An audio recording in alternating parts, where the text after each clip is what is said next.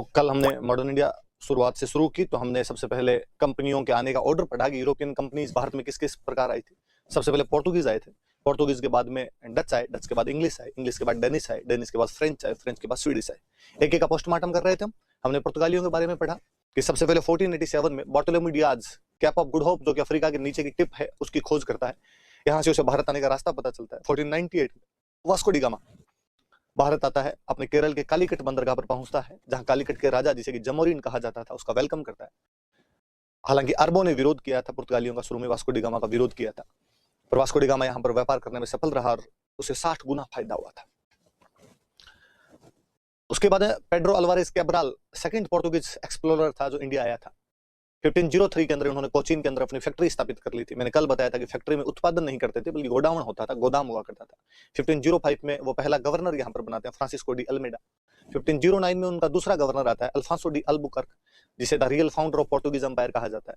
Portuguese empire को पुर्तगाली भाषा में बोलते थे एस्तादो डी इंडिया। उसने 1510 में बीजापुर वालों से गोवा छीन लिया था। उसे ऐसा करने के लिए विजयनगर के राजा कृष्णदेव राय ने उकसाया था। निनो डी कुना 1530 में गोवा को अपना मुख्य केंद्र बना लेता है, जो 1961 तक उनका मुख्य केंद्र रहता है। फिर हम पढ़ रहे थे कि उन्होंने भारत के अंदर नीले पानी की नीति अपनाई, जिसके तहत हिंद महासागर या अरेबिक सी का दुआबली, इन पे अपने ट्रेड मोनोपोली कर ली थी। किसी भी एक्टिविटी के लिए पोर्तुगीज से परमिशन लेनी पड़ती थी। उनका परमिशन लेटर कार्ड्स कहलाता था। इवन मुगल एम्परर अकबर को भी अरब सागर देखने के लिए कार्ड्स लेना पड़ा था। कार्ड्स लेने के बाद वो समुद्र में भारतीय जहाजों को सुरक्षा प्रदान करवाने के लिए अपने जहाजों के साथ भेजते थे, काफिले में भेजते थे। इसे अर्माडा सिस्टम कहते हैं। भारत में बड़े जहाज बनाने पुर्तगालियों ने शुरू किए थे। तंबाकू, मक्का, आलू, मिर्च, इन सब की खेती पुर्तगालियों ने शुरू की थी। 1556 में वो गोवा में पहली प्रिंटिंग प्रेस की स्थापना कर देते हैं। आर्किटेक्चर की एक नई स्टाइल लेके आए थे, इसे गोथिक स्टाइल ऑफ आर्किटेक्चर कहते हैं, जिसके अंदर ऊंची थोड़ी नुकीली मेहराबें बनती थी, पॉइंटेड आर्च बनती थी, एलिवेटेड रूफ्स होती थी और डीप डेकोरेशन किया जाता था। 1542 में अल्फांसो डिसूजा नाम के गवर्नर के साथ में सेंट जेवियर भारत आया था ईसाई धर्म का प्रचार प्रसार करने के लिए। हालांकि Portuguese didn't get stability in India, क्योंकि एक तो पुर्तगालियों ने, अरबों ने विरोध कर दिया पुर्तगालियों का, इस वजह से यहाँ पर ज्यादा स्थायित्व नहीं ले पाए। फिर पुर्तगालियों को ब्राजील मिल गया था, ब्राजील में उनको गोल्ड माइंस मिल गई थी। जब सोना मिलता हो तो काली मिर्च को कौन पूछे। फिर हमने पढ़ा था और उनके बारे में, और कि उनकी जो रिलीजियस पॉलिसी थी बहुत इंटॉलरेंस थी, इस वजह से भी भारतीय नाराज थे। फिर अल्बुकर्क ने आग में घी डालने का काम किया। जब उसने कहा कि पुर्तगालियों को इस बात के लिए प्रोत्साहित किया, प्रमोट किया कि वो भारतीय महिलाओं से शादी कर ले, भारतीय इन बातों से भी बहुत नाराज थे। हम आगे पढ़ते हैं उससे। क्या क्या पढ़ लिया अब तक हमने, रिविजन करें एक बार उसका। भारत में सबसे पहले आए पुर्तगाली, उसके बाद आए डच, फिर आए इंग्लिश, फिर आए डेनिश, फिर आए आपके फ्रेंच, और उसके बाद आए स्वीडिश। 1487 में Bartolomeu Dias Cape of Good Hope की खोज कर लेता है। 1498 में वास्को डी गामा भारत के केरल के कालीकट बंदरगाह पर आता है। जमोरिन, जो कालीकट का राजा होता था, उसका वेलकम करता है। अरब उसका विरोध करते हैं। वास्को डी गामा व्यापार करता है यहाँ से, और 60 टाइम्स फायदा होता है उसको। पेड्रो अल्वारेज कैब्राल उनका सेकंड ट्रेवलर था। उनकी first factory 1503 Cochin, first governor 1505 Francisco de Almeida, second governor 1509 Afonso de Albuquerque, और उसे the real founder of Portuguese empire कहते हैं। पोर्तुगीज एम्पायर को एस्तादो दा इंडिया बोलते हैं। 1510 में उन लोगों ने गोवा बीजापुर के राजा से छीन लिया था, और निनो डी कुना 1530 में गोवा को अपना मेन सेंटर बना लेता है। लेकिन पुर्तगाली भारत में स्टेब्लिश नहीं हो पाए, क्योंकि एक तो अरबों ने उनका विरोध कर दिया था, उनको ब्राजील में गोल्ड माइंस मिल गई थी, उनकी रिलीजियस इंटॉलरेंस पॉलिसी की वजह से इंडियंस खिलाफ हो गए थे। अल्बुकर्क ने जब पुर्तगालियों को भारतीय महिलाओं से शादी के लिए प्रोवोक किया, तो इस वजह से भी भारतीयों से नाराज हो गए थे। फिर भी उन्होंने जो समुद्र पर अधिकार करके अपनी जो नीति अपनाई थी, उसे ब्लू वाटर पॉलिसी कहते हैं। समुद्र में किसी भी एक्टिविटी के लिए, बेसिकली हिंद महासागर, अरब सागर वाले इलाके में, उनसे परमिशन लेनी पड़ती थी। परमिशन लेटर कार्ड्स कहलाता था। और अपने जहाजों के साथ में भारतीय जहाजों को भेजते थे, इसको अर्माडा सिस्टम कहा करते थे। बड़े जहाज बनाने शुरू किए थे। तंबाकू, मक्का, आलू, मिर्च, इन सब की खेती भारत में उन्होंने शुरू की थी। 1556 में गोवा में प्रिंटिंग प्रेस लगाई थी उन लोगों ने, और एक नई आर्किटेक्चर की स्टाइल लेकर आए थे, गोथिक, जिसके अंदर पॉइंटेड आर्च होती है, एलिवेटेड रूफ्स होती है, डीप डेकोरेशन होता है। 1542 में आपके अल्फांसो डिसूजा के साथ सेंट जेवियर भारत में आया था। फिर हम कल डच पढ़ रहे थे। 1596 में कार्नेलियन डे हस्तमान पहला डच एक्सप्लोरर था। 1602 में डच ईस्ट इंडिया कंपनी बनी। 1605 में उनकी पहली फैक्ट्री बनी थी, जो कि थी आपके मसूलीपट्टनम, और उनकी सबसे मुख्य फैक्ट्री थी चिनसुरा। और भी थी उनकी भारत में अलग अलग जगह पे, बंगाल में, इस पूर्वी तट पर कई फैक्ट्रियां थी, पर मुख्य केंद्र उनका चिनसुरा था। फिर 1759 के अंदर अंग्रेजों के साथ वेदरा के युद्ध में वो हार जाते हैं। चिनसुरा के पास में वेदरा नाम की जगह थी, उन्हें अपने बोरिया बिस्तर उठा के इंडोनेशिया जाना पड़ा, और फिर वहां पर मसालों का बिजनेस शुरू कर लिया था उन लोगों ने। हमने अंग्रेज शुरू कर दिए थे कल, और हमने पढ़ा जॉन मिडेनहोल 1599 में आने वाला पहला अंग्रेज था। 31 दिसंबर 1600 को अंग्रेज ईस्ट इंडिया कंपनी की स्थापना हुई, जो कि एक प्राइवेट कंपनी थी। इसके 217 शेयर होल्डर थे। इसका पूरा नाम था the governor and company of merchants of London trading into east Indies, या उसका शॉर्ट नेम था मर्चेंट एडवेंचर्स। एडवेंचर वाला जो एडवेंचर होता है, वो शायद कल स्पेलिंग मिस्टेक रही होगी, तो आप एडवेंचर वाला कर लेना वो। और उसके बाद में हमने पढ़ा कि जो क्वीन एलिजाबेथ थी, उसने उनको कहा कि आपको 15 साल का ट्रेड दिया जाता है, वहां पे मोनोपोली दी जाती है। कालांतर में ईस्ट इंडिया कंपनी यहाँ पे ट्रेड भी करती थी और धीरे धीरे अपना शासन भी करने लग गई थी। तब उसके फिर 20-20 साल उसका बढ़ाया करते थे टर्नओवर जो था। उनका जो किंग जेम्स था, वो अपने जहांगीर के दरबार में 2 एम्बेसडर भेजता है, सर टॉमस, पहले आप कैप्टन हॉकिंस और फिर sir Thomas Roe. Captain Hawkins फारसी भाषा जानता था, 400 का मनसबदार भी बनाया गया, पर ट्रेड रिबेट लेने में असफल रहा, जबकि टॉमस रो को ट्रेड रिबेट मिल गई थी। उसके बाद हम पढ़ रहे थे कि 1608 में सूरत में हेनरी मिडल्टन उनकी फैक्ट्री लगाता है, लेकिन कामकाज वहां पर शुरू नहीं हो पाया, क्योंकि सूरत के व्यापारियों ने विरोध कर दिया। ऐसा करने के लिए उन्हें पुर्तगाली उकसा रहे थे। फिर वो 1611 में मसूलीपट्टनम में अपनी पहली फैक्ट्री लगाते हैं, जो कि उनकी ईस्टर्न कस्ट पे पहली फैक्ट्री थी। उसके बाद आपके 1632 के अंदर जो गोलकुंडा का सुल्तान था, उनको 500 पगोड़ा में गोल्डन फरमान जारी कर देता है। 1633 में वो उड़ीसा के हरिहर के अंदर फैक्ट्री लगा लेते हैं। 1639 में वो गांव खरीदते हैं चेन्नई, नाम बदल कर करते हैं मद्रास, और फोर्ट सेंट जॉर्ज जो कि फ्रांसिस डे ने स्थापित किया था, उसकी स्थापना। 1651 में शाह सुजा बंगाल का गवर्नर ग्रेवियन वंटन को बंगाल में ट्रेड की छूट देता है, और वहां पर हुगली में ब्रिज में एक फैक्ट्री लगा लेता है। उसके बाद 1661 में चार्ल्स की शादी कैथरीन बेंग्रेजा, जो कि पुर्तगाली राजकुमारी थी, उससे हुई और बॉम्बे दहेज में मिला। 1668 में बॉम्बे 10 पाउंड एनुअल जो रेंट था उस पर आपके ईस्ट इंडिया कंपनी को दे दिया गया, और गिराल्डंगियार ने यहाँ पर फैक्ट्री बनाई। 1698 में वो 3 गांव खरीदते हैं, कलिकाता, सुतानाती और गोविंदपुर, और यहाँ पर फोर्ट विलियम की स्थापना करते हैं। जॉब चारनाक वो फाउंडर था, और चार्ल्स आयर जो था उसका पहला गवर्नर बनाया गया। 1717 में मुगल बादशाह फर्रुख शेर से मिलने के लिए जॉन सरमन गया, साथ में डॉक्टर विलियम हैमिल्टन और ख्वाजा सेहुर्द जो कि एक आर्मेनियाई ट्रांसलेटर था, उसको साथ में लेके गया। और फर्रुख शेर ने उनको कहा कि 3000 में बंगाल का ट्रेड, 10,000 में सूरत पोर्ट का ट्रेड, बॉम्बे मिंट के सिक्के चलेंगे, और कलकत्ता के आसपास में तुम जितनी चाहो जमीन खरीद सकते हो। हिस्टोरियन ओम्स कहते हैं कि ये कंपनी के लिए मैग्ना कार्टा था। आगे शुरू करते हैं। हम यूरोपियन कंपनियां पढ़ रहे थे कि भारत में कैसे कैसे आई और कैसे एस्टेब्लिश हुई। हमने पढ़ा कि सबसे पहले पुर्तगाली आए थे, फिर डच आए थे, फिर अंग्रेज आए, फिर डेनिश आए, फिर फ्रेंच आए, फिर स्वीडिश आए। हम पुर्तगालियों की बात कर रहे थे कि बार्टोलोम्यू डियाज ने 1487 में कैप ऑफ गुड होप की खोज की। 1498 में Vasco D gamma Calicut port पे आया आपने, और कालीकट के राजा जमोरिन ने उसका वेलकम किया, अरबों ने उसका विरोध किया, उसे अपने यहाँ के बिजनेस में 60 टाइम्स प्रॉफिट हुआ।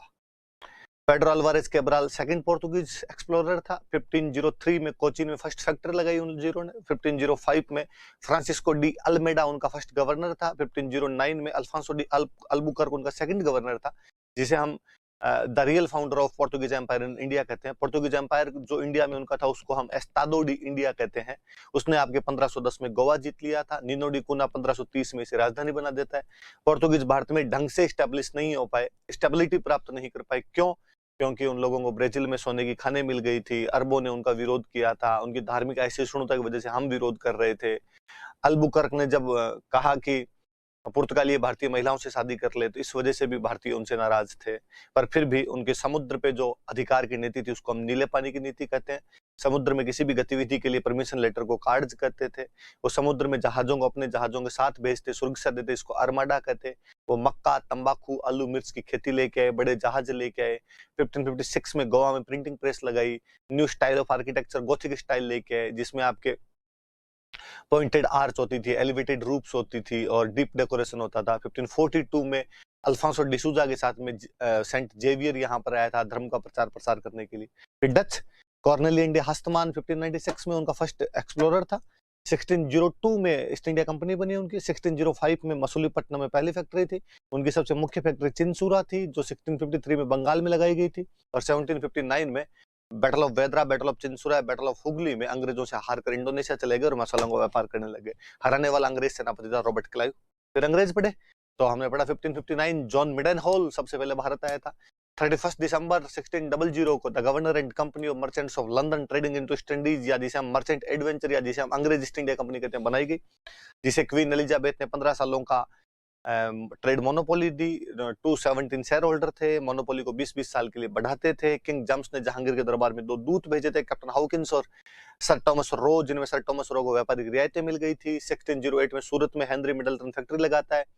पुर्तगालियों के कहने पर सूरत के व्यापारियों ने विरोध किया, इसलिए काम शुरू नहीं हुआ। 1611 में मसूलीपट्टनम में फैक्ट्री लगाते हैं। 1632 में सुल्तान ऑफ गोलकुंडा गोल्डन फरमान जारी कर देता है, 500 पकौड़ा के बदले में बिजनेस कर सकते हो। 1633 में उड़ीसा के हरिहर के अंदर वो अपनी फैक्ट्री लगाते हैं। 1639 के अंदर चेन्नई खरीद के मद्रास में फैक्ट्री लगाते हैं, Fort Saint George Francis day.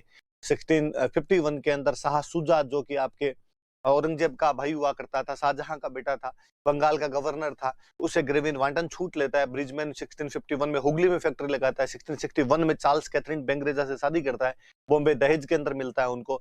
1668 में बॉम्बे 10 पाउंड किराया पर ईस्ट इंडिया कंपनी को दे दिया गया। 1698 में कलिकता सुल्तानाती गोविंदपुर खरीदे। कलकत्ता में फोर्ट विलियम बनाया, जो चारनाक ने पहला गवर्नर वहां का चार्ल्स आयर था। 1717 में चार्ल्स जॉन सरमन फर्रुखसियर से मिला। विलियम हैमिल्टन नाम का एक डॉक्टर और ख्वाजा सेहुर्द नाम का आर्मेनियाई दुभाषिया उनके साथ था। फर्रुखसियर की बीमारी ठीक है तो फर्रुखसियर ने कहा 3000 में बंगाल, 10,000 में सूरत, बॉम्बे टकसाल के सिक्के चलेंगे, कलकत्ता के आसपास जमीन खरीद लो। और ओम्स कहता है कि ये अंग्रेजों का मैग्ना कार्टा था या कंपनी का मैग्ना कार्टा था। डेनिस 1616 में कंपनी बनाई, श्री रामपुर उनकी मुख्य फैक्ट्री थी। 1853 में अंग्रेजों को बेच बाच के वापस चले गए। फ्रेंच 1664 में किंग लुई 14 का फाइनेंस मिनिस्टर था कॉलबर्ट, गवर्नमेंट कंपनी बनाता है ईस्ट इंडिया कंपनी। और 1668 में सूरत में फैक्ट्री, 1669 में मसूलीपट्टनम में फैक्ट्री, 1673 में पौंडीचेरी में फोर्ट लुई बनाया गया। फ्रेंको मार्टिन ने सूरत वाली फैक्ट्री, फ्रेंको केरो ने 1674 में चंद्रनगर वाली बस्ती खरीदी, जहां पे 1690 और 92 के अंदर उन लोगों ने वहां पे फैक्ट्री लगा ली थी। स्वीडिश 1731 में आए थे, पर चाइना के साथ में बिजनेस करते थे। अंग्रेजों और फ्रांसीसियों के बीच में 3 युद्ध हुए, कर्नाटक रियासत में हुए। कर्नाटक वर्तमान तमिलनाडु में है, जिसकी राजधानी अर्काड थी। पहले युद्ध का कारण ऑस्ट्रिया का सक्सेशन स्ट्रगल था। बार्नेट अंग्रेजों का कप्तान था, फ्रांसीसियों के जहाज पकड़ता है। डुप्ले फ्रांसीसियों का गवर्नर था। मॉरिशस से लाबुर्दने को बुलाता है, दोनों मिलकर मद्रास को घेर लेते हैं। एक्सला-सापेल की संधि द्वारा युद्ध खत्म होता है। लेकिन इसी बीच डुप्ले और कर्नाटक के नवाब अनूरुद्दीन के बीच में सेंट टोमे का युद्ध हुआ। अनूरुद्दीन का सेनापति महफूज खान था, 10,000 फौजियों के साथ आया। इधर आपके पैराडाइज फ्रांसीसियों का सेनापति था, 930 के साथ आया, इनको हरा देता है। Second Anglo Maratha war, Karnataka और हैदराबाद रियासतों के चल रहे आपसी संघर्ष के कारण अंग्रेज फ्रांसीसी आमने सामने आ जाते हैं। कर्नाटक में अनवरुद्दीन और चांदा साहिब लड़ रहे थे, हैदराबाद में नासिर जंग और मुजफ्फर जंग लड़ रहे थे। अनवरुद्दीन और नासिर जंग अंग्रेजों की तरफ थे, चांदा साहिब और मुजफ्फर जंग फ्रांसीसियों की तरफ थे। अंबूर के युद्ध में अनवरुद्दीन मारा गया, थोड़े दिन बाद नासिर जंग मारा गया।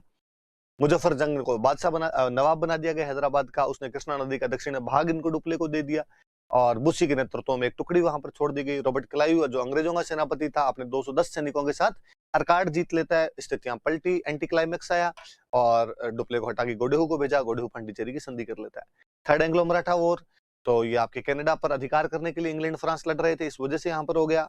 बैटल ऑफ वाडिवास 1760, अंग्रेजों की तरफ से आयरकूट, फ्रांसीसियों की तरफ से लालीबुसी। फ्रांसीसियों को ढंग से हराया गया, पौंडीचेरी पर भी कब्जा किया गया। पेरिस की संधि के बाद में पौंडीचेरी तो वापस दे दिया, पर चंद्रनगर अंग्रेजों ने रख लिया था। हालांकि पौंडीचेरी एक बार पहले डचों ने भी जीत लिया था, पर 1693 में रिजविक समझौते में डचों ने भी इनको वापस दे दिया था। और फोर्ट सेंट डेविड नाम की पौंडीचेरी के पास में बस्ती थी, जो कि अंग्रेजों की बस्ती थी। इतना पढ़ा है हमने।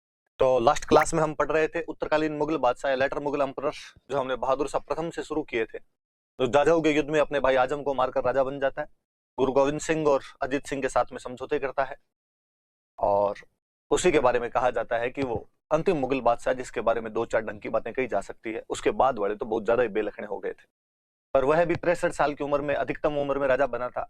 साम्राज्य की तरफ ध्यान नहीं दे पाया, इसलिए शाह ए बेखबर कहा जाता है। जहांदार शाह जुल्फिकार खान की सहायता से प्रधानमंत्री बना, इसलिए उसे अपना बादशाह बना, इसलिए उसे अपना प्रधानमंत्री बनाया। निकम्मा बंदा था, लाल कुंवर नामक नर्तकी उसके कार्यों में हस्तक्षेप किया करती थी, उसे उसने पूरे अधिकार दे रखे थे। लंपट मूर्ख कहा जाता है। काफी खान अपनी पुस्तक मुंतखब उल लुआब में लिखता है कि जो नया रूलिंग पीरियड था वो डांसर्स और सिंगर्स के लिए ज्यादा अच्छा था।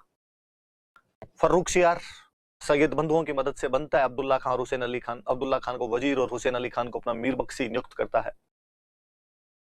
फर्रुखसियार ने आपके मुगलों और मराठों और अंग्रेजों के साथ में समझौते किए थे। उसे घृणित कायर के नाम से जाना जाता। उसने सिख नेता बंदा बहादुर की बहुत ब्रूटली हत्या करवाई थी। कालांतर में सैयद बंधुओं के द्वारा ही उसे मार दिया गया।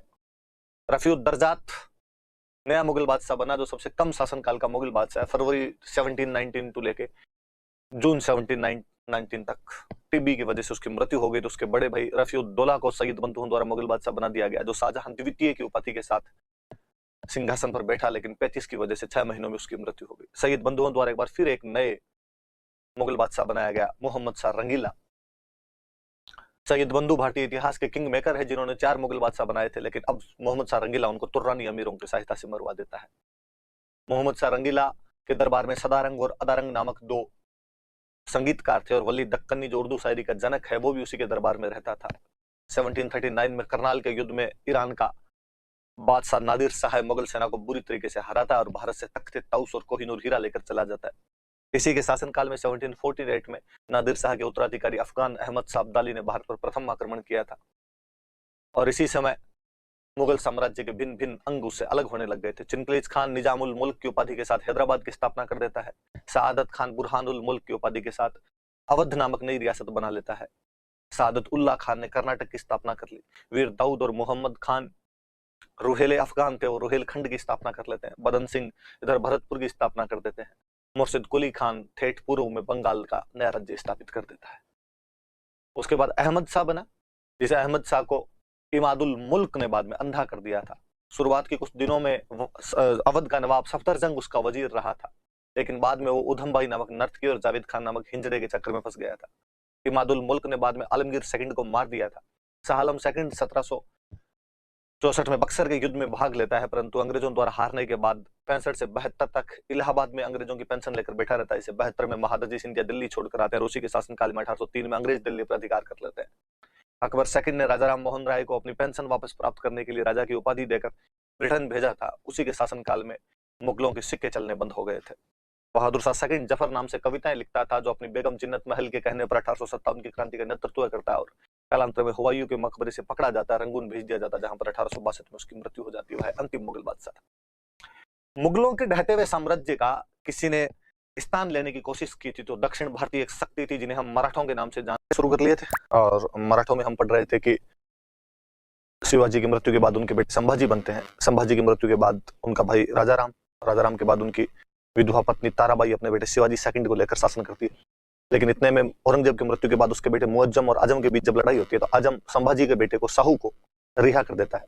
तो साहू और उसकी चाची ताराबाई के बीच में खेड़ा का युद्ध होता है, और खेड़ा के युद्ध के बाद में साहू जीत जाता है, 17 में छत्रपति बनता है, और ताराबाई शिवाजी सेकंड के बेटे संभाजी सेकंड को लेकर या शंभूजी को लेकर कोल्हापुर चली जाती है।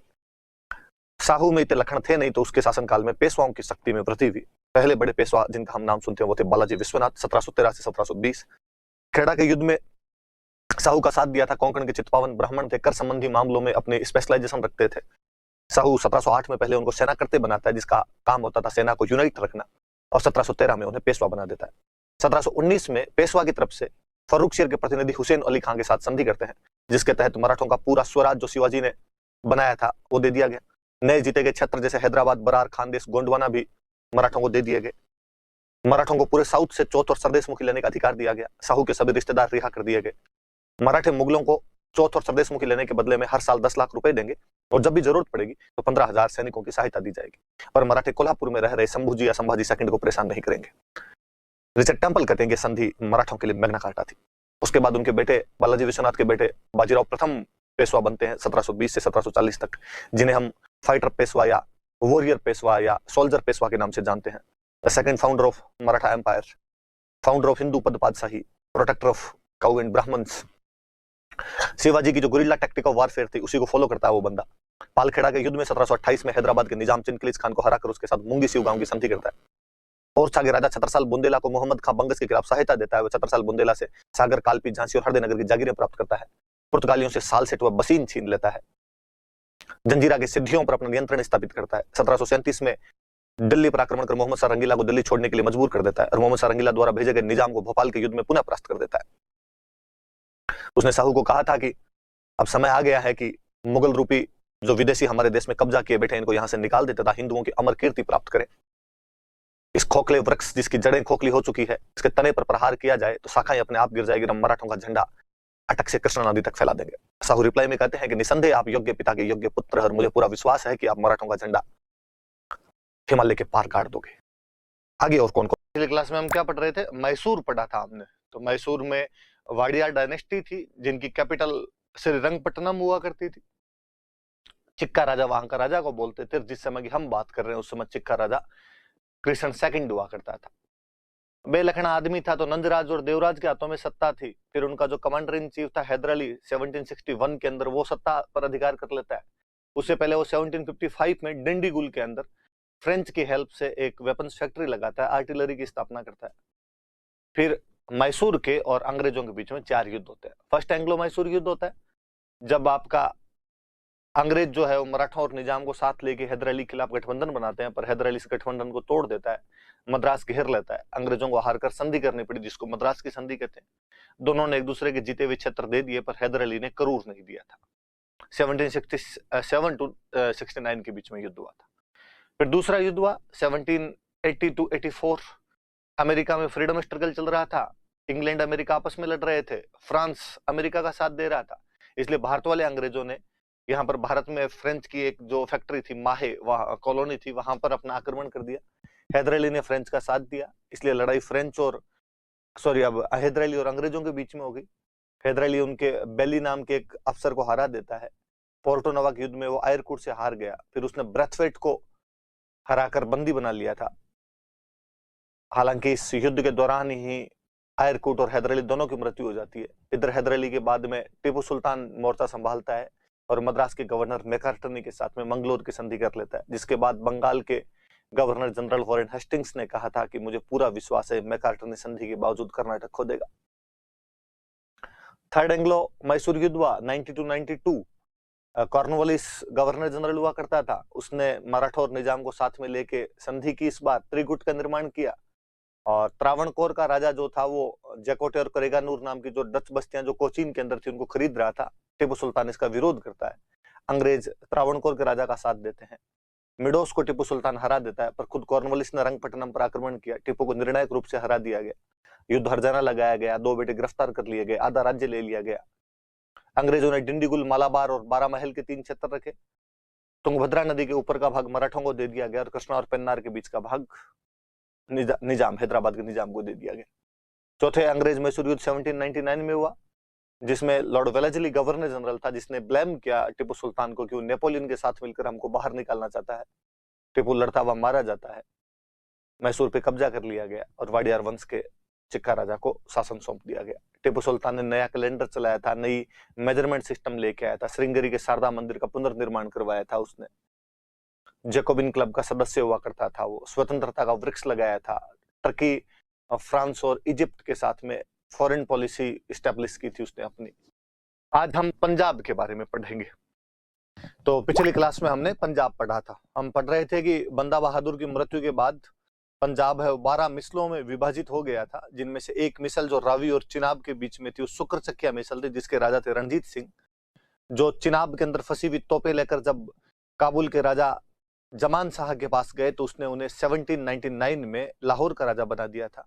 1805 में रणजीत सिंह भंगी मिसल से अमृतसर छीन लेते हैं। इस प्रकार अब वो पंजाब की दोनों पॉलिटिकल और रिलीजियस कैपिटल के राजा थे। पर अब जब उन्होंने उससे भी आगे बढ़ने की कोशिश करते हैं तो 1809 में अंग्रेजों के साथ में संधि करते हैं, अमृतसर की संधि, जिसमें अंग्रेजों का governor general Lord Minto first और उनका रिप्रेजेंटेटिव चार्ल्स मेटकॉप था। इसके द्वारा जो सतलज नदी थी उसको बाउंड्री बना दिया गया था। इस संधि से जहां अंग्रेजों के और पंजाब के रिलेशन एस्टेब्लिश हुए, वहीं रणजीत सिंह का जो यूनाइटेड सिख किंगडम बनाने का ड्रीम था वो टूट गया। पर रणजीत सिंह को नॉर्थ वेस्ट में बढ़ने का खूब मौका मिला और उस बंदे ने मुल्तान, कश्मीर और पेशावर पर अधिकार कर लिया था। हालांकि संधि से वे अंग्रेजों के कमजोर मित्र बनकर रह गए थे। जब उन्हें सतलज को बाउंड्री मानना पड़ा, सिंध से अपने अधिकार छोड़ने पड़े और त्रिपक्षीय संधि में भी शामिल होना पड़ा था। पर हमें यह भी मानना पड़ेगा कि संधि के कारण अगले 30 वर्षों तक पंजाब में शांति बनी रही थी।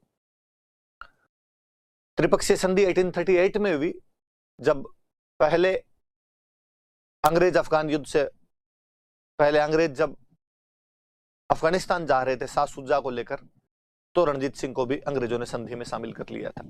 शाह शुजा 1809 में अफगानिस्तान से अपदस्थ कर दिया गया था। पहले वह भागकर रणजीत सिंह के पास आया तो उसने रणजीत सिंह को कोहिनूर हीरा भी दिया था। सहायता की मांग की थी, पर जब उसे यहाँ से सहायता नहीं मिली तो अंग्रेजों के पास आ गया था और अंग्रेजों ने उसे पेंशन देकर लुधियाना भेज दिया था।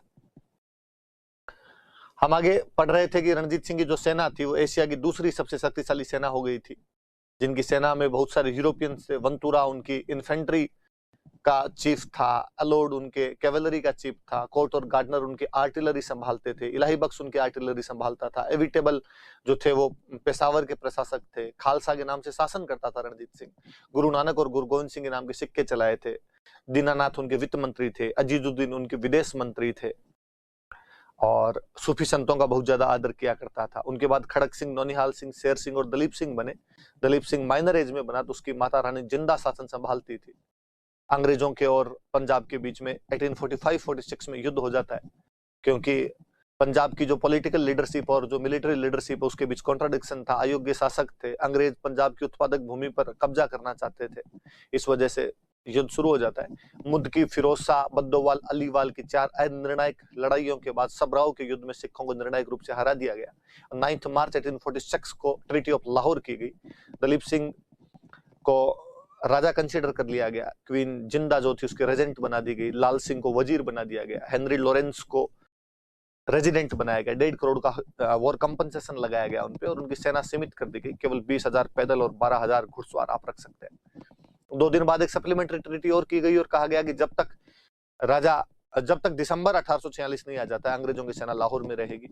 फाइनली दिसंबर में 22 दिसंबर 1846 को फिर भैरववाल की संधि की गई और कहा गया कि जब तक राजा एडल्ट नहीं हो जाता है तब तक अंग्रेजों की सेना लाहौर में रहेगी और रानी जिंदा को पेंशन देकर शेखपुरा भेज दिया जाएगा। 48,000 की पेंशन दी गई।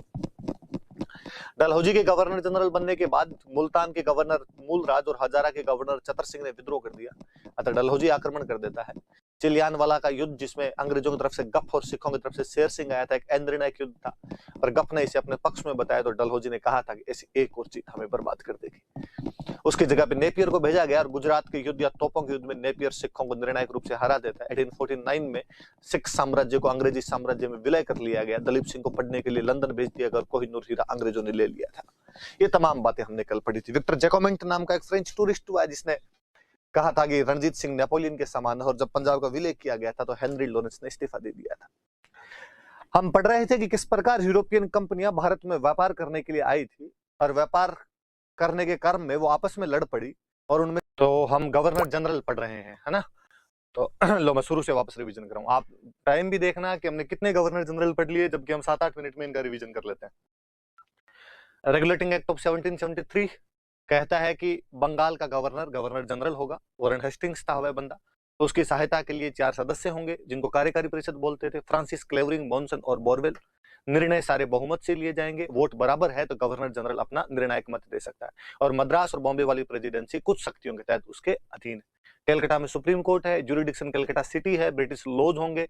बोथ पार्टीज एग्री करती है तो बाहर का मुकदमा भी सुना जा सकता है। Any employ of company gift नहीं ले सकता, any employ of company personal trade नहीं कर सकता। वॉरेन हेस्टिंग्स पहला गवर्नर जनरल था। 1772 में बंगाल का ड्यूअल रूल खत्म करता है। बंगाल के अंदर 5 ईयर कॉन्ट्रैक्ट सिस्टम लागू करता है, जिसके अंदर न्यू लैंडलॉर्ड्स को हाई बिड के आधार पर ठेके दिए जाते हैं। ये व्यवस्था फेल थी क्योंकि जो न्यू लैंडलॉर्ड थे वो अनएक्सपीरियंस्ड थे और जो पुराने लैंडलॉर्ड थे उन्होंने किसानों को उकसाया, प्रोवोक किया कि तुम टैक्स जमा मत करवाओ। तो 1776 में 1 ईयर का कॉन्ट्रैक्ट सिस्टम लेके आए थे। जुडिशियल रिफॉर्म किए, district civil court, district criminal court. District civil court में कलेक्टर, डिस्ट्रिक्ट क्रिमिनल कोर्ट में इंडियन जजेस। अपीलेट कोर्ट, सदर सिविल कोर्ट, सदर क्रिमिनल कोर्ट बना दिए गए। 1774 में कलकत्ता में सुप्रीम कोर्ट बना दिया गया। फतवा आलमगीर का इंग्लिश में ट्रांसलेशन करवाया। कोड ऑफ जेंटू लॉज के अंदर हिंदू लॉज कंपाइल करवाए गए और digest of Hindu laws William Jones और कॉलब्रुक ने मिलकर लिखी। विलियम जॉन्स ने 1784 में royal aesthetic society of Bengal बनाई कलकत्ता में, जिसका काम एंशिएंट इंडियन लिटरेचर को यूरोपियन लैंग्वेज में ट्रांसलेशन करना था। चार्ल्स विल्किंस आपके गीता का अनुवाद करता है, उसने अवध की बेगमों से धन लूट लिया था। बनारस में चेत सिंह को हटाकर महिप नारायण को राजा बनाया। बंगाल के अंदर एक नंद कुमार नाम के ब्राह्मण को फांसी लगवा दी थी क्योंकि उसने मुन्नी बेगम से, वो हेस्टिंग्स ने मुन्नी बेगम से रुपए लिए थे। नंद कुमार ने इस वजह से हेस्टिंग्स पे केस कर दिया था। हालांकि हेस्टिंग्स जब ब्रिटेन गया था तो एडमंड बर्क ने उसके खिलाफ ब्रिटिश पार्लियामेंट में इंपीचमेंट फाइल किया था।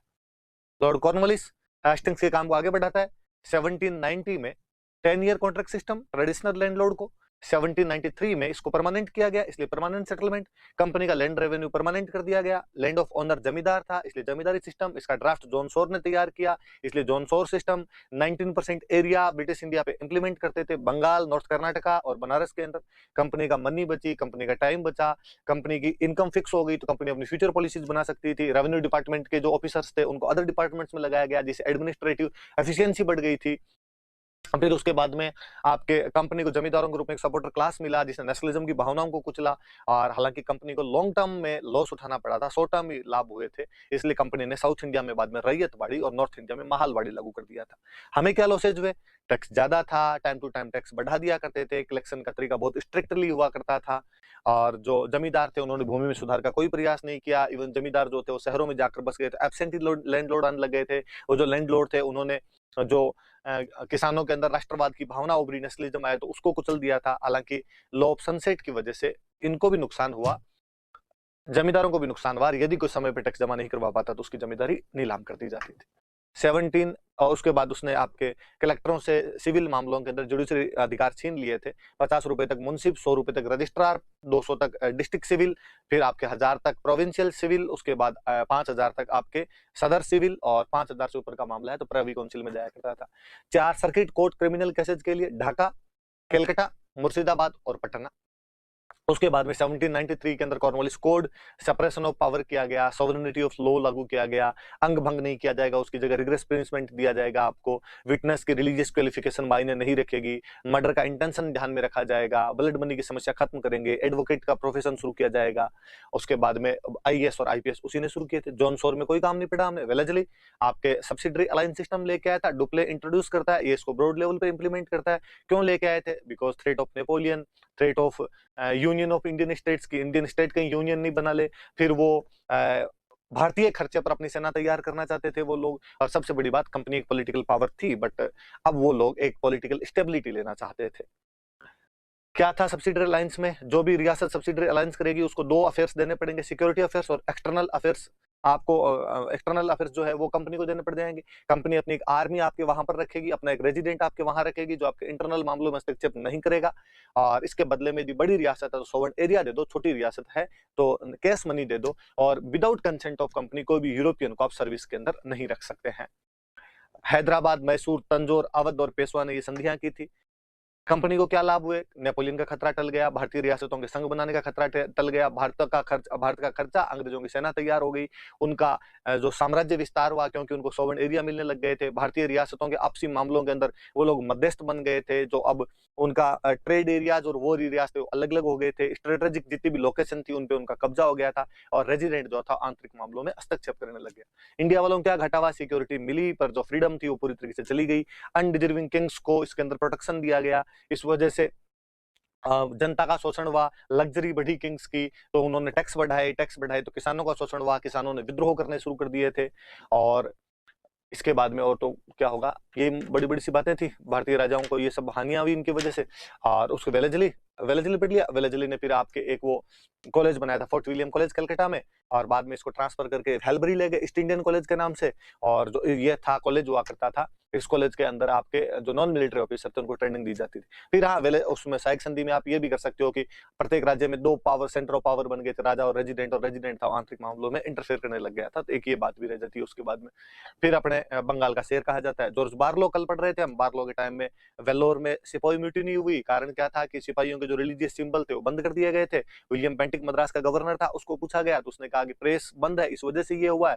फिर हम पढ़ रहे थे लॉर्ड मिंटो के टाइम में केवल अमृतसर की संधि है।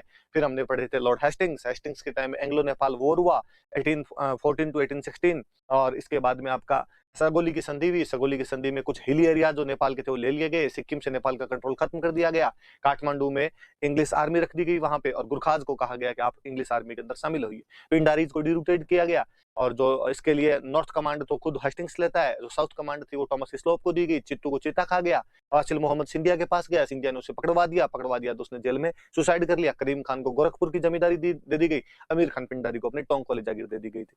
इसी के टाइम में आपके साउथ इंडिया में रैयतवाड़ी और नॉर्थ इंडिया इंडिया में आपके महलवाड़ी लागू किया गया। रैयत का मतलब होता है किसान, डायरेक्ट किसान को भूमि का मालिक बनाया गया। कंपनी सीधा किसान से टैक्स लिया करती थी। कैप्टन रीड 1792 में 12 महल में इंट्रोड्यूस करता है। बाद में मुंद्रो ने इसको मद्रास में, अल्फिंस्टन ने इसको बॉम्बे में बड़े तौर पर लागू किया था।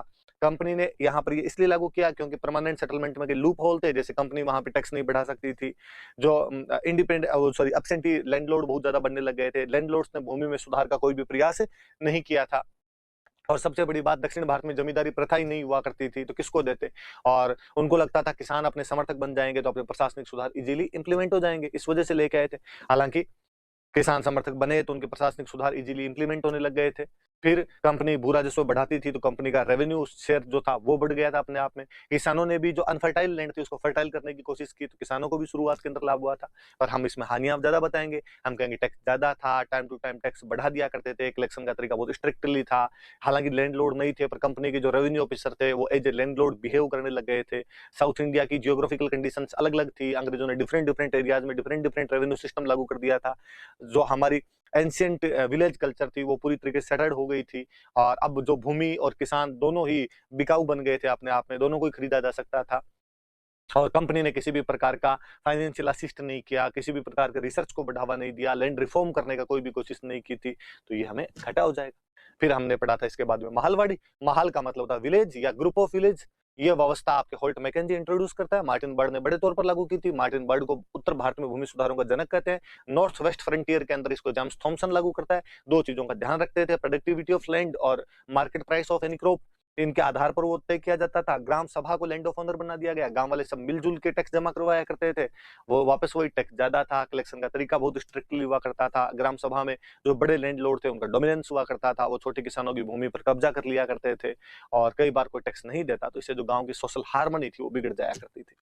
लॉर्ड हेस्टिंग्स वह गवर्नर जनरल था जिसने मुगल बादशाह से बिना बराबरी के मिलने से मना कर दिया था। फिर जॉन एडम्स आया, उसने अखबार बंद कर दिए थे। फिर एमस्ट आया। एमस्ट के टाइम में बर्मा पर आक्रमण किया गया। यान्दबू की संधि द्वारा युद्ध समाप्त हुआ था। इसी टाइम बैरकपुर छावनी में 47th नेटिव इन्फेंट्री के सिपाही ने म्यूटिनी कर दी थी क्योंकि वो सी रूट से बर्मा नहीं जाना चाहते थे। और ये फर्स्ट गवर्नर जनरल था जिसने मुगल बादशाह से बराबरी के स्तर पर मुलाकात की थी।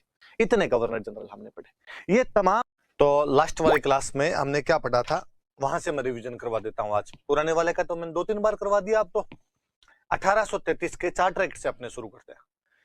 चार्टर एक्ट आया 1833 में, 1833 में, और कहा गया कि आज के बाद कंपनी बिजनेस नहीं करेगी। कंपनी पूरी तरीके से एक एडमिनिस्ट्रेटिव बॉडी बना दी गई। पहले कंपनी दोनों काम करती थी, बिजनेस भी करती थी और राज भी करती थी। अब का केवल राज कर, व्यापार वाणिज्यों का मैं छोड़ दूं। फिर कहा अब जब कंपनी पूरा राज ही करेगी तो क्या है भाई, ये बंगाल का गवर्नर जनरल, बंगाल का गवर्नर जनरल। आज के बाद इसको बोलेंगे भारत का गवर्नर जनरल। और वो पहला व्यक्ति था लॉर्ड विलियम बेंटिक। का मद्रास और बॉम्बे वालों अब तुम्हारे पास कोई शक्ति नहीं है, सारी बातें तुम्हें भारत के गवर्नर जनरल की माननी पड़ेगी। का एग्जीक्यूटिव काउंसिल में पहले एक गवर्नर जनरल और 3 मेंबर हुआ करते थे। अब एक मेंबर और जोड़ा गया, लीगल मेंबर, विधि सदस्य, पर उसको वोटिंग राइट नहीं। वो बंदा था लॉर्ड मैकाले। भारत में किसी भी व्यक्ति के साथ धर्म, जाति, लिंग के आधार पर कोई भी भेदभाव नहीं किया जाएगा। धारा 87, रेगुलेशन 87, दास प्रथा को भारत से समाप्त करेंगे। ये मुख्य मुख्य बातें थी। तो बंगाल का अंतिम गवर्नर जनरल कह दो या भारत का प्रथम गवर्नर जनरल कह दो, लॉर्ड विलियम बेंटिक था, जो कि व्हिग दल का मेंबर था, उपयोगितावाद के सिद्धांत में विश्वास रखता था, यूटिलिटेरियन थ्योरी को मानता था। 1829 में धारा 17 या रेगुलेशन 17 के तहत सती प्रैक्टिस को बैन कर दिया गया था। ऐसा राजा राम मोहन राय के आंदोलन के बाद किया गया था। 1829 में बंगाल में बैन की गई। 1830 में मद्रास और बॉम्बे में भी इस व्यवस्था को बैन कर दिया गया। इसी प्रकार उसने ह्यूमन सैक्रिफाइस, फीमेल इन्फेंटिसाइड, इन सब प्रथाओं को भी बंद किया था। ठगी प्रथा को बंद करने के लिए कर्नल सलीमैन को भेजा गया था। अफीम के व्यापार का रेगुलेशन किया और इसके लिए केवल बॉम्बे पोर्ट जो था उसको ऑथराइज किया। कलकत्ता में एक मेडिकल कॉलेज खोला गया 1835 के अंदर। मैकाले लीगल मेंबर था तो उसकी चेयरमैनशिप के अंदर एक लॉ कमीशन बना जिसका काम लॉ का कंपाइलेशन करना था या कोडिफिकेशन करना था लॉ का। उसने 1831 में मैसूर का मर्जर किया। 34 में कुर्ग और कछार नाम की रियासतों का भी मर्जर कर लिया था। फिर हमने पढ़ा कि उसी के टाइम में एंग्लो ओरिएंटल डिस्प्यूट सामने आया था। सबसे पहले 1813 के चार्टर एक्ट में कहा गया कि भारत में शिक्षा के विकास के लिए 1 लाख रुपए दिए जाएंगे। 1823 में एक general committee on public instruction बनी थी, लोक शिक्षा सामान्य समिति बनी थी, उसमें 10 मेंबर थे। उन 10 में अंग्रेजी और प्राच्य भाषाओं को, एंग्लो और ओरिएंटल लैंग्वेज को लेकर डिस्प्यूट था। बेंटिक ने मैकाले को इस कमेटी का हेड बनाया। 2 फरवरी 1835 को मैकाले ने अपना मैकाले मिनट दिया। उसने कहा एलिट क्लास इंडियन को इंग्लिश मीडियम में यूरोपियन नॉलेज दिया जाएगा, वहां से इन्फिल्ट्रेशन थ्योरी के माध्यम से यह ज्ञान कॉमन पब्लिक तक आ जाएगा।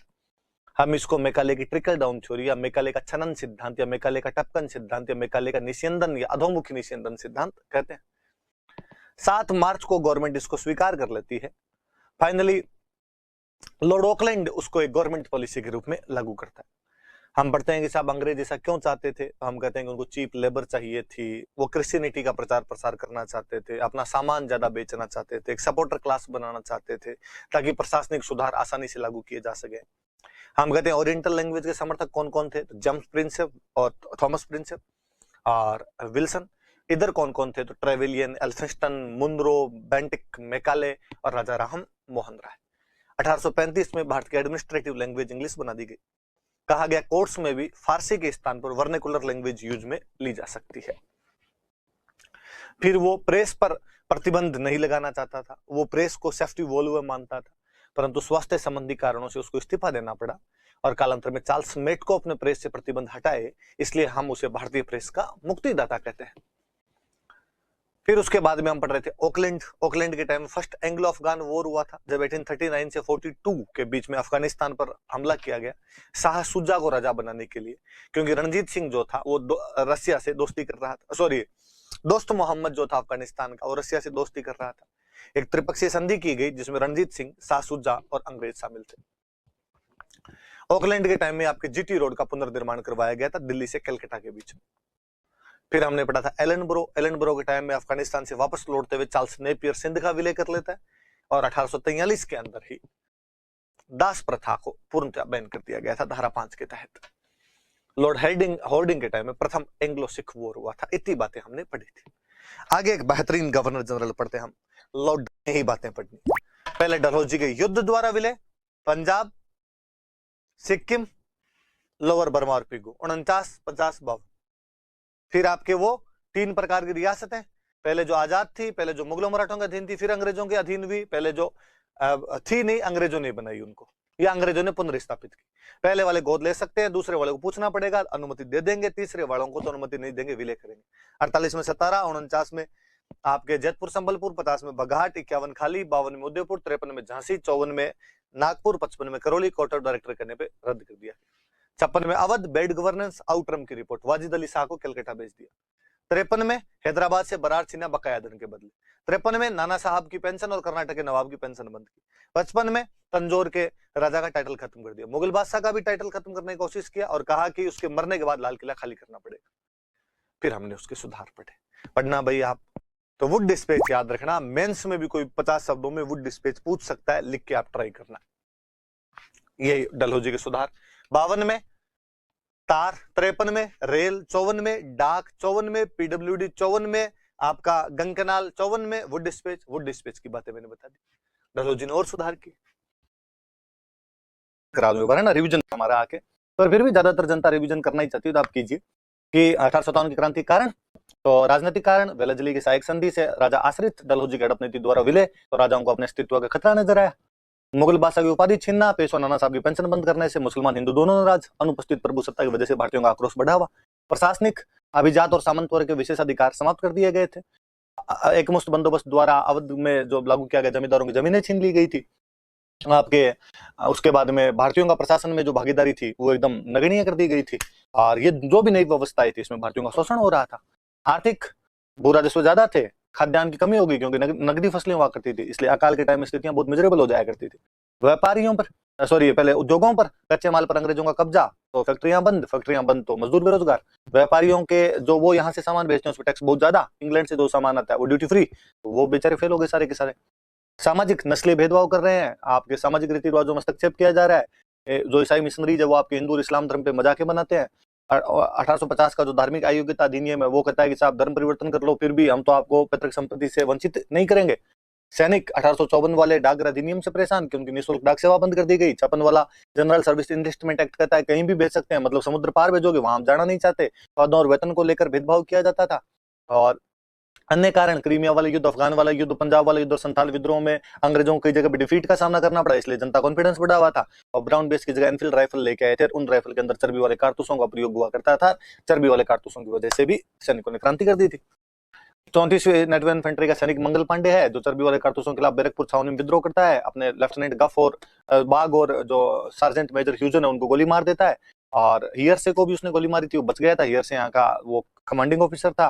फिर आपके मेरठ छावनी में 90 सैनिकों ने चर्बी वाले कारतूसों का प्रयोग करने से मना किया। 85 को 9 मई को सजा सुनाई गई और 10 मई को इन लोगों ने 20वीं नेटिव इन्फेंट्री 3rd एलसी ने क्रांति कर दी। हेवी टैंक का कमांडिंग ऑफिसर था। 11 मई को दिल्ली गए। 12 मई को बहादुर शाह जफर को इन्होंने अपना नेता बना लिया। वहां बहादुर शाह जफर के अलावा बख्त खान जो बरेली वाला था, इसको सेनापति बनाया गया था। इससे हालांकि इससे पहले जो मिर्जा मुगल या सेना बादशाह का बेटा जो मिर्जा जहीरुद्दीन था वो सेनापति था, लेकिन बाद में सेनापति बख्त खान ही बन गया था। हालांकि नाम तो फिर भी उस जहीरुद्दीन का ही चलता था। निकलसन और हडसन यहाँ पे क्रांति को विफल करते हैं। जो निकलसन था वो लड़ता हुआ मारा गया था। हडसन ने बाद में मुगल बादशाह के परिवार को गिरफ्तार किया और मुगल बादशाह के परिवार को गिरफ्तार करके मिर्जा मुगल को, मिर्जा ख्वाजा सुल्तान को, मिर्जा अबू बकर को गोलियां मार दी थी और मुगल बादशाह को रंगून भेज दिया था। 1862 में वहीं पर उसकी मृत्यु हो गई थी।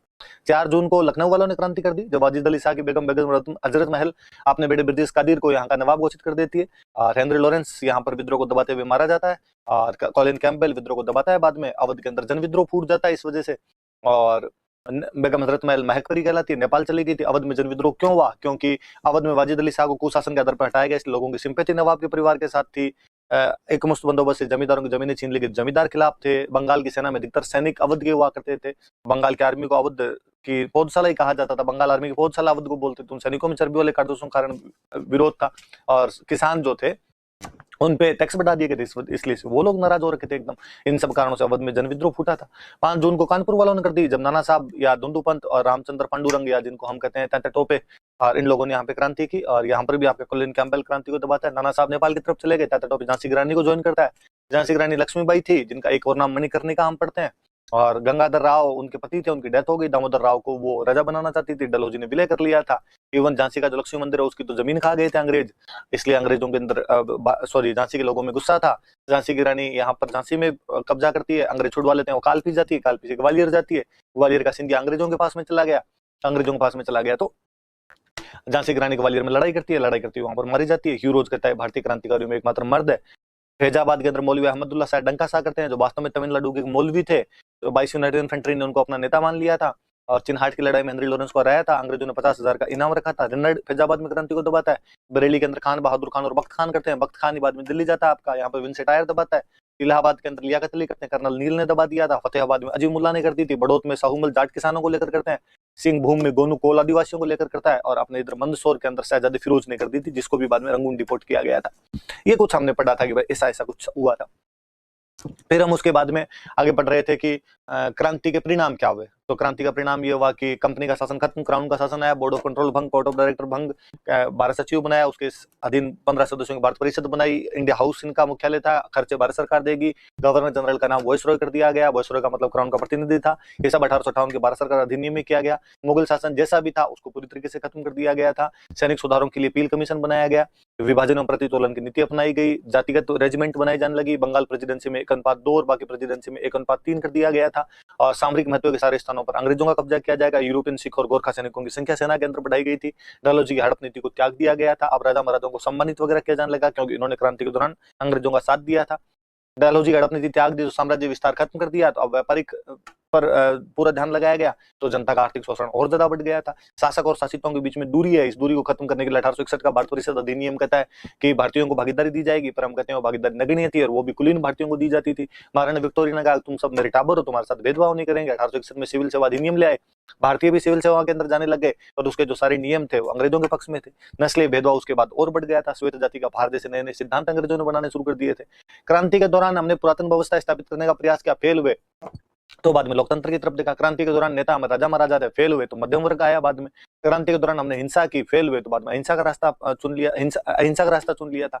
और जैसा कि हमने कहा कि भाई हमने क्रांति के लिए कहा कि क्रांति जो है उस टाइम भले उसने फायदा नहीं दिया हो, लेकिन बाद में और क्रांति के खत्म होने के बाद में वो भारत में राष्ट्रवाद के लिए एक बड़े प्रेरणा स्रोत के रूप में काम आई थी। ये हमने उसके अंदर पढ़ लिया था। 1861 का भारत परिषद अधिनियम में कल आपको वापस पढ़ा रहा था, तो मैंने उसके अंदर आपको चीजें बताई थी भारत परिषद अधिनियम में।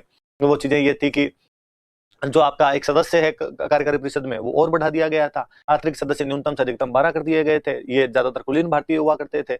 और कहा गया कि आपका विभागीय प्रणाली शुरू कर दी जानी चाहिए, अलग अलग विभाग बनाए जाएं और मद्रास और बॉम्बे वालों को वापस अधिकार दिए जाने चाहिए कानून बनाने के, और गवर्नर जनरल को वीटो दे दिया जाना चाहिए। फिर हम स्वरूप पढ़ रहे थे, और स्वरूप के अंदर हम बात कर रहे थे कि जॉन लॉरेंस और सीले कहते हैं कि सैनिक विद्रोह है, क्योंकि सेवा संबंधी शर्तों और चर्बी वाले कारतूसों के कारण सैनिकों ने विद्रोह किया। हमने कहा झूठ बोलते हो तुम, ऐसे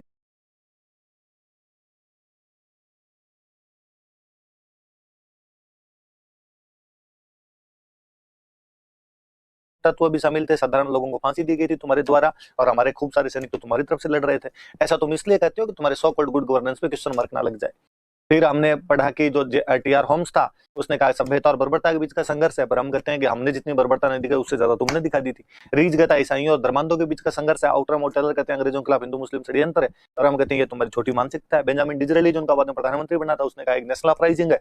और अपने मजूमदार सर थे, उन्होंने कहा ना पहला है ना राष्ट्रीय ना स्वतंत्रता संग्राम है, क्योंकि इससे पहले भी कई हो गए थे, राष्ट्रवाद की भावना तो आई नहीं थी। पंजाब सिक्किम मद्रास में तो हुआ ही नहीं था ये विद्रोह, और सब लोग अपने अपने पर्सनल इंटरेस्ट के लड़ रहे थे। एसेंशियल रिप्लाई करते हैं सरकार का इतिहास लिखते थे, और वो कहते हैं कि दुनिया की किसी भी क्रांति के अंदर, किसी भी आंदोलन में वहां का पूरा देश शामिल नहीं होता है, समाज का एक बड़ा तबका, बड़ा वर्ग, बड़ा ग्रुप शामिल होता है। ऐसा 57 की क्रांति में भी हुआ था, इसलिए इसको सफल माना जाना चाहिए।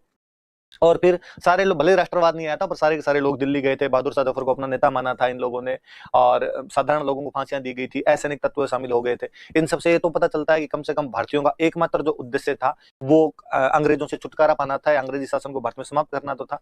निष्कर्ष में हम कह सकते हैं कि ये सैनिक रूप में शुरू हुआ था, सैनिक रूप, लेकिन बाद में स्वतंत्रता संग्राम में तब्दील हो गया था। या हम इसको ऐसा भी कह सकते हैं कि ये सैनिक विद्रोह से थोड़ा अधिक था और भारतीय स्वतंत्रता संग्राम से थोड़ा सा कम था। इतनी बात